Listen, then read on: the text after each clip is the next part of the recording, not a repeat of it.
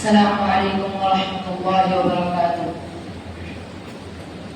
الحمد للہ الذی لا الہ الا هو لا شریک له والصلاة والسلام على من لا نبی بعده اما بعد فاعوذ باللہ من الشیطان الرجیم بسم اللہ الرحمن الرحیم فلما بلغ معه السعي قال يا بني إني أرى في المنام أني أذبحك فانظر ماذا ترى قال يا أبت افعل ما تؤمر ستجدني إن شاء الله من الصابرين صدق الله العظيم۔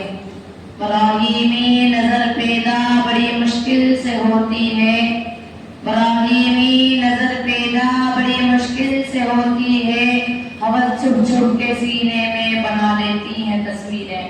معزز اساتذہ اکرام اور عزیز ساتھیوں، آج کے اس محفل میں مجھے جس تاریخ ساز اور عبرتناک موضوع پر لبگشائی کرنی ہے وہ تاریخ انسانی کا وہ حیرتناک اور انوکھا واقعہ ہے کہ اگر قرآن مقدس کے صفحات پر درج نہ ہوتا تو اس کی صداقت اور حقانیت پر یقین کرنا مشکل ہو جاتا۔ وہ واقعہ سیدنا حضرت ابراہیم علیہ السلام کی بے مثال قربانی کا ہے۔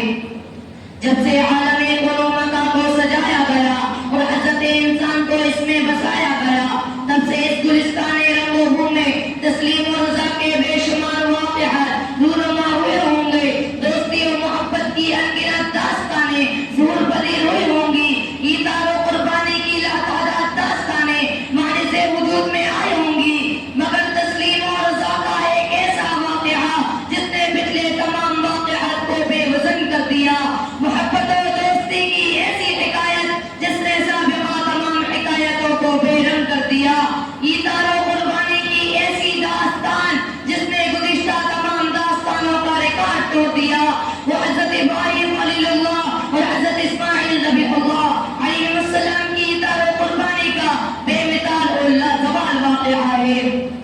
زمانہ کروٹیں لیتا رہے گا، حالات بدلتے رہیں گے، اس کاندائے عالم میں انقلابات رونما ہوتے رہیں گے، داستانیں وجود میں آتی اور مٹتی رہیں گی، مگر محبت و دوستی کی یہ داستان انمٹ ہے، ایثار و قربانی کا یہ واقعہ زندہ جاوید ہے جو رہتی دنیا تک کے انسانوں کو درس عبرت دیتا رہے گا، نئے فتنے فلک لاتا رہے گا، چمن پہ آگ برساتا رہے گا، نئے فتنے فلک لاتا رہے گا، چمن پہ آگ برساتا رہے گا، مگر ایک پھول تاریخ چمن میں وجود عشق منواتا رہے گا۔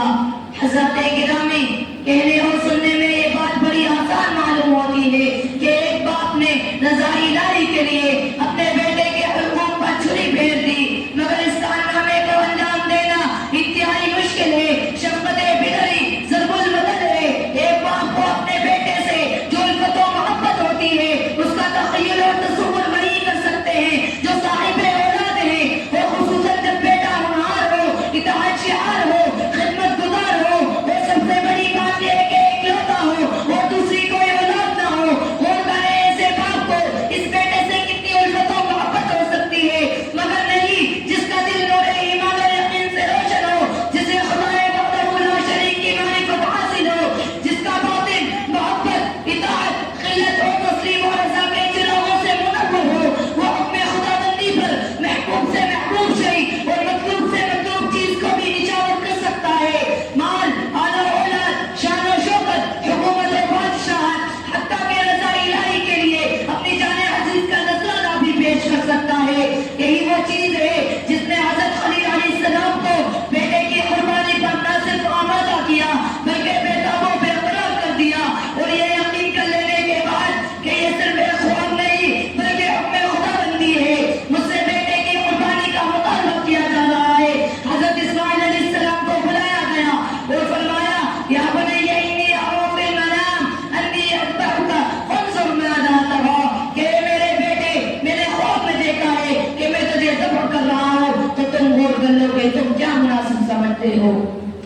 چنانچہ باپ کے اس تجویز و فیصلے پر بیٹا احتجاج کر سکتا تھا، تعامل کر سکتا تھا، یا ذبحانے سے انکار بھی کر سکتا تھا، یا سوچنے سمجھنے غور و فکر کرنے کی مہلت مانگ سکتا تھا، مگر یہ خاندانی نبوت کا پروردہ تھا،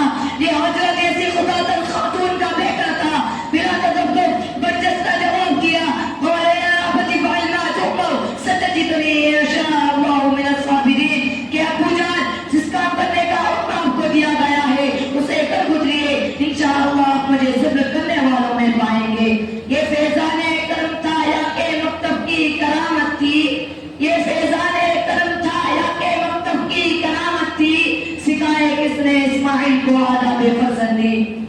مولا نے بندے کا امتحان لیا، بندے نے بیٹے کا، اور دونوں امتحان میں 100% کامیاب ہوئے. دونوں قربانی کے لیے نہ صرف تیار بلکہ بیٹا وہ بے قرار ہو گئے. ایک ذبح کرنا چاہتا تھا، دوسرا ذبحنا چاہتا تھا. ایک جان لینا چاہتا تھا، دوسرا جان دینا چاہتا تھا. ایک نے چھری سنبھالی تو دوسرا قدموں پر آ کر لیٹ گیا. دنیا جب سے بنائی گئی تھی، اتار و قربانی کا ایسا انوکھا واقعہ، ایسا حیرت کا منظر مشاہدے میں نہیں آیا تھا. تاریخ بنی آدم میں یہ اپنی نوعیت کا پہلا واقعہ تھا.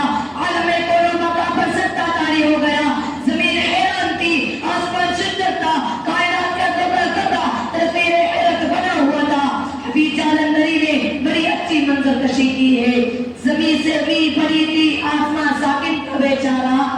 زمین سے بھی بڑی تھی، آسمان ساکن کا بیچارہ. نہ اس سے بیشتر دیکھا تھا یہ حیرت کا نظارہ. پتہ مطمئن بیٹے کے چہرے پر بحالی تھی، پتہ مطمئن بیٹے کے چہرے پر بحالی تھی. چھری حلقوں میں اسماعیل پر چلنے ہی والی تھی.